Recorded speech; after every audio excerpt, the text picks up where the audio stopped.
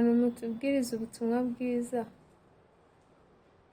kubera iki mutajya mutubwiza ukuri ngo mutubwire ko ibintu byo gukizwa bifilinga nk'intambara? nta muntu n'umwe uburwana nawe ubwawe tu. ntabwo ari gusa kujya kuri church on Sundays, ntabwo ari gusa listening to worship songs, ntabwo ari gusa gusenga. ni ukubabarira no mu gihe wagoye mu cyatagusabye imbabazi.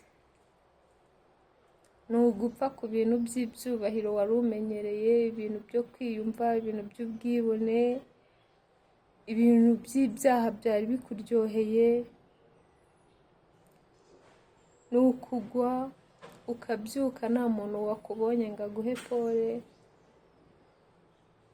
ntabwo ari ibyo gusa, ni ugufatanya n'Imana kugira ngo musane ibyasenyutse. haba hari imigozi ihambiriye ubuzima bw'abantu kuva kera mu bisekuru, for generations. imigozi y'ubukene, imigozi y'ibyaha byizingira ku bantu vuba.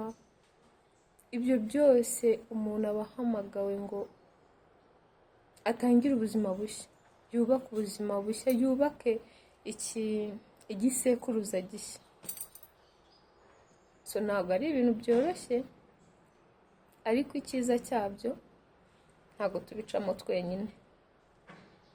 ntabwo Yesu adusezeranya ko bizoroha, atubwiza ukuri akatubwira ko ari ukwikorera umusaraba iminsi yose tukamukurikira. ariko icyiza kibirimo, ntabwo tugenda twenyine, Yesu agendana